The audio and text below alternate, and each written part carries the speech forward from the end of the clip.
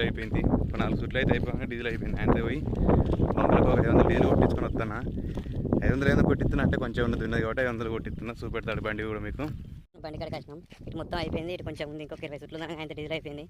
అసలు నేను first diesel చూసుకోలేదు.